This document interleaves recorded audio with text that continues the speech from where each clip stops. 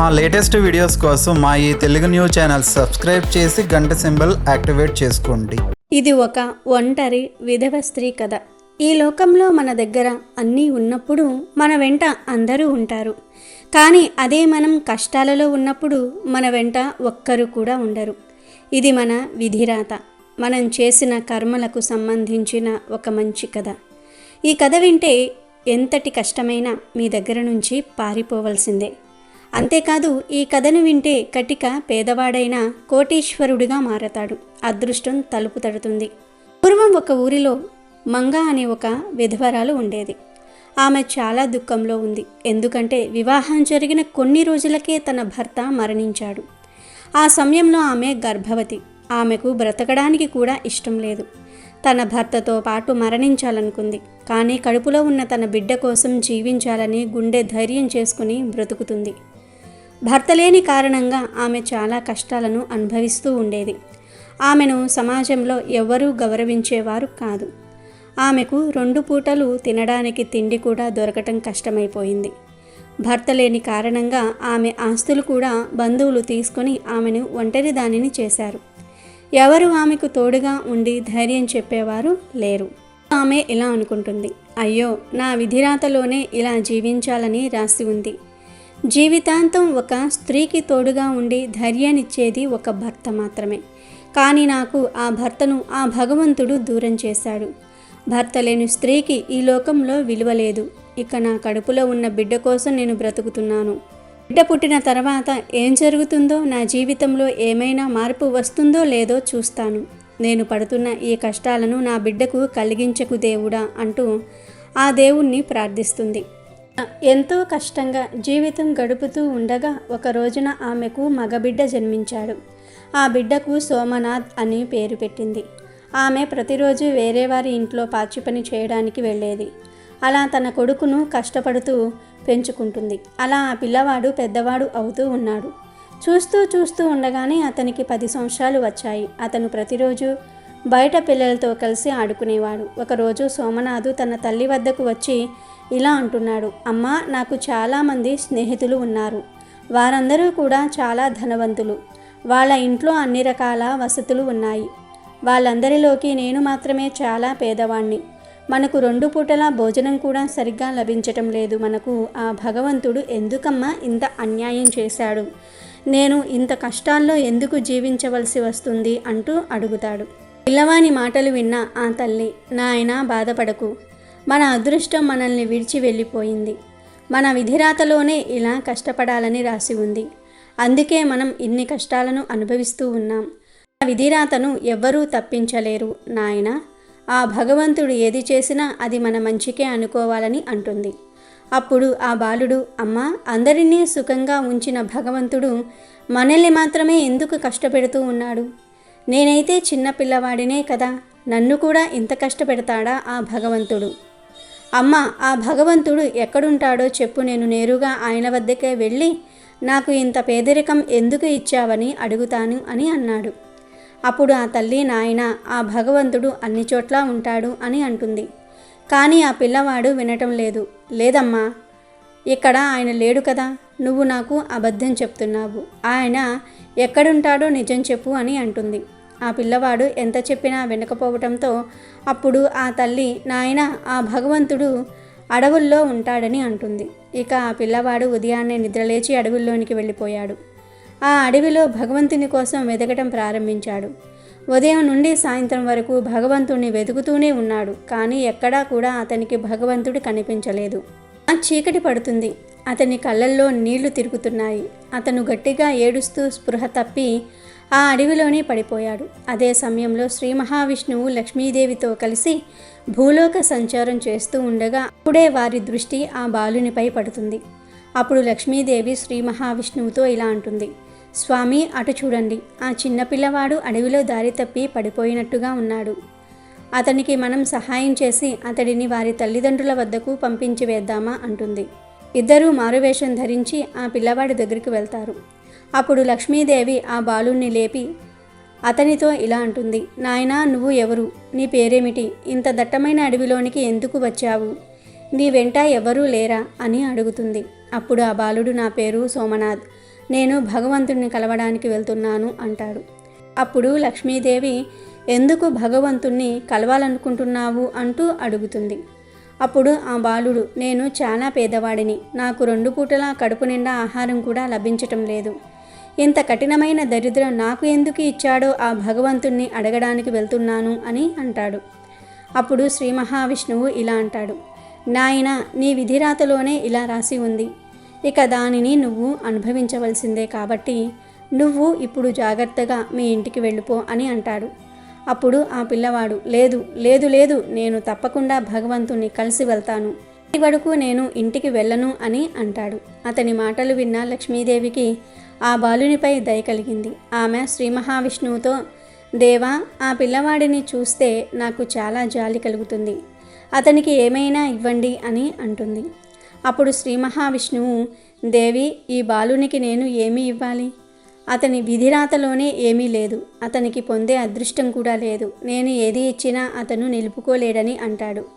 అప్పుడు లక్ష్మీదేవి, స్వామి, మన పని ఇవ్వటం, మీరైతే ఇవ్వండి, ఆ తర్వాత పిల్లవాడు అదృష్టం అని అంటుంది. అప్పుడు శ్రీ మహావిష్ణువు ఆ పిల్లవానికి ఒక వజ్రాల హారం ఇస్తూ, నాయనా, ఇది వజ్రాల హారం, దీనిని తీసుకొని నీ దరిద్రాన్ని పోగొట్టుకొని సుఖంగా జీవించు అని అంటాడు. దానితో ఆ పిల్లవాడు ఎంతో సంతోషంగా ఆ వజ్రాల హారాన్ని తీసుకొని ఇంటికి తిరిగి వెళ్తూ ఉండగా, అదే సమయంలో అతనికి మూత్రం రావటంతో ఆ హారాన్ని ఒక బండరాయిపై ఉంచి పక్కకు వెళ్తాడు.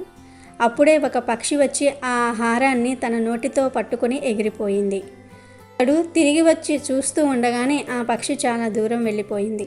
ఆ పిల్లవాడికి చాలా బాధ కలిగింది. గట్టిగా ఏడుస్తూ ఆ హారాన్ని ఇచ్చిన శ్రీ మహావిష్ణువు వైపుకు పరుగులు తీశాడు. వాళ్ళు దేవుళ్ళని అతనికి ఏమీ తెలియదు. వాళ్ళ దగ్గరకు చేరుకుని ఏడుస్తూ, చూడండి, మీరు ఇచ్చిన వజ్రాల హారం ఒక పక్షి ఎత్తుకుపోయిందని అంటాడు. ఇప్పుడు వాళ్ళిద్దరూ, నాయనా, మేము ఇవ్వవలసింది నీకు ఇచ్చేశాము, నీవు దానిని నిలుపుకోలేకపోయావు, ఇప్పుడు నువ్వు బ్రహ్మదేవుని వద్దకు వెళ్ళి ఆయననే అడుగు అని అంటారు. అప్పుడు ఆ బాలుడు, అయితే ఆ బ్రహ్మదేవుడు ఎక్కడ ఉంటాడు అని అడుగుతాడు. నాయన, నువ్వు ఇంకా కొద్దిగా ముందుకు వెళ్ళి పిలిస్తే ఆయన పలుకుతాడు అంటూ ఆ పిల్లవాడికి బ్రహ్మదేవుని చూసేలాగా వరమిస్తారు. బ్రహ్మదేవుడికి కూడా ఆ బాలునికి దర్శనం ఇవ్వమని ఆదేశిస్తారు. ఆ బాలుడు శ్రీ మహావిష్ణువు చెప్పిన దారిలోనే వెళ్తాడు, బ్రహ్మదేవుణ్ణి పిలుస్తాడు. వెంటనే బ్రహ్మదేవుడు ప్రత్యక్షమై, నాయనా, ఏం కావాలి, ఎందుకు నన్ను పిలిచావు అంటూ అడుగుతాడు. అప్పుడు ఆ బాలుడు, దేవా, నేను చాలా పేదవాణ్ణి, మీరు నా జీవితాన్ని మార్చి నాకు మంచి సుఖమైన జీవితాన్ని ప్రసాదించండి అంటూ వేడుకుంటాడు. అప్పుడు ఆ బ్రహ్మదేవుడు, నాయనా, నీ విధిరాతలో అంతా దుఃఖమే నిండి ఉంది, నీకు అదృష్టం సుఖం లేనే లేదు, నేను నీకు ఏమీ ఇవ్వనని అంటాడు బ్రహ్మదేవుడు. అప్పుడు ఆ బాలుడు, లేదు, నాకు మీరు తప్పకుండా ఏదో ఒక సహాయం చేయాలి, లేదంటే నేను ఇక్కడి నుండి వెళ్ళను అని అంటాడు. అప్పుడు బ్రహ్మదేవుడు ఆ బాలునికి ఒక బంగారపు ఉంగరం ఇచ్చి, దీనిని తీసుకుని జాగ్రత్తగా ఇంటికి వెళ్ళిపో అని అంటాడు. అప్పుడు ఆ బాలుడు ఆనందంగా ఉంగరాన్ని తీసుకొని వెళ్తూ ఉంటాడు. అదే సమయంలో అతనికి విపరీతమైన దాహం వేస్తుంది. కొద్దిగా ముందుకు వెళ్ళగానే అతనికి ఒక నది కనిపిస్తుంది. నీటిని త్రాగుదామని ఆ నదిలోనికి వంగుతాడు. అదే సమయంలో అతని జేబులో ఉన్న బంగారపు ఉంగరం ఆ నదిలో పడిపోతుంది. చూస్తూ ఉండగానే ఒక చేప వచ్చి ఆ ఉంగరాన్ని మింగేస్తుంది. అది చూసి అతనికి చాలా బాధ కలిగింది. ఏడుస్తూ తన ఇంటికి చేరుకుని తన తల్లితో ఇలా అంటాడు, అమ్మా, నేను దేవుణ్ణి అడుగుదామని అడవిలోనికి వెళ్తే ఎవరో ఇద్దరు వచ్చి నాకు ఒక వజ్రాల హారాన్ని ఇచ్చారు. దానిని తీసుకుని వస్తూ ఉండగా దానిని ఒక పక్షి ఎత్తుకుపోయింది. ఆ తర్వాత నేను బ్రహ్మదేవుని వద్దకు వెళ్తే ఆయన ఒక బంగారపు ఉంగరాన్ని ఇచ్చాడు. అది కూడా నదిలో పడిపోయింది. దానిని ఒక చేప మింగివేసింది. అమ్మా, నా అదృష్టం కొద్దిసేపట్లో మారిపోయేది, కానీ నా అజాగ్రత్త వల్ల అంతా దూరమైపోయిందని అంటాడు. ఆ తల్లి, నాయనా, నువ్వేమైనా కలగన్నావా? ఏదో ఒకటి ఊహించుకుని అంతా పిచ్చి పిచ్చిగా మాట్లాడుతూ ఉన్నావు. నీకు దేవుడు కనిపించి వరం ఇవ్వటం ఏంటి? అలా ఏమీ జరగదు, నువ్వు వెళ్ళి ఆడుకో అని అంటుంది. తన తల్లి తాను చెప్పింది నమ్మకపోవటంతో అతనికి ఆశ్చర్యం కలిగింది. తనకు బ్రహ్మదేవుడు కనిపించింది తన తల్లికి ఎలాగైనా సరే నిరూపించుకోవాలనుకున్నాడు. మరుసటి రోజు ఉదయాన్నే నిన్న బ్రహ్మదేవుణ్ణి కలుసుకున్న చోటుకు వెళ్ళి ఆయనను పిలుస్తాడు. వెంటనే బ్రహ్మదేవుడు ప్రత్యక్షమవుతాడు. దేవా, మీరు నాకు ఇచ్చిన ఆ బంగారపు ఉంగరం నదిలో పడిపోయింది. దానిని ఒక చేప మింగివేసింది. ఇక మీరు ఇంకేదైనా ఇచ్చి నా జీవితాన్ని మార్చండి. ఈసారి నేను దానిని చాలా జాగ్రత్తగా ఇంటికి తీసుకువెళ్తానని అంటాడు. అప్పుడు ఆ బ్రహ్మదేవుడు, ఇక నీకు సహాయం చేయటం నా వల్ల కాదు, నిన్ను ఒక చోటుకి తీసుకువెళ్తాను, ఆయన నీకు తప్పకుండా సహాయం చేస్తాడంటూ ఆ బాలుణ్ణి నేరుగా మహాశివుడి వద్దకు తీసుకువెళ్తాడు. అప్పుడు మహాశివుడితో, బ్రహ్మదేవ, ఈ బాలుని విధిరాతలో సుఖం లేదు, కానీ మీరేదైనా ఇతనికి సహాయం చేయండి, నేను సహాయం చేసినా అది ఫలించటం లేదని అంటాడు. అప్పుడు మహాశివుడు అతనికి ఒక వజ్రాల మూటను ఇచ్చి, నాయనా, నువ్వు దీనిని తీసుకుని ఆనందంగా జీవించు అని అంటాడు. ఆ వజ్రాల మూటను తీసుకుని ఆనందంగా బ్రహ్మదేవుని సహాయంతో ఊరికి చేరుకుంటాడు సోమనాథుడు. ఆ వజ్రాలను అమ్మ చూస్తే చాలా ఆనందిస్తుందంటూ ఇంటికి చేరుకుంటాడు. కానీ ఆ సమయంలో ఇంట్లో అమ్మ లేదు, పని చేయడానికి బయటికి వెళ్ళింది. అతను ఆ మూటను ఒక చెంబులో ఉంచి అమ్మను తీసుకురావడానికి బయటికి వెళ్తాడు. అదే సమయంలో వారి ఊళ్ళో దొంగలు పడి ఆ వజ్రాల మూట పెట్టిన ఆ చెంబును ఎత్తుకుని వెళ్ళిపోతారు. ఇక తల్లికి అన్నీ చెప్పి ఇంటికి తీసుకువచ్చి చూడగా అక్కడ వజ్రాల మూట లేదు. అమ్మా, నిజంగా నాకు వజ్రాలు లభించాయి, కానీ దానిని ఎవరో ఎత్తుకుపోయారు అని అంటాడు.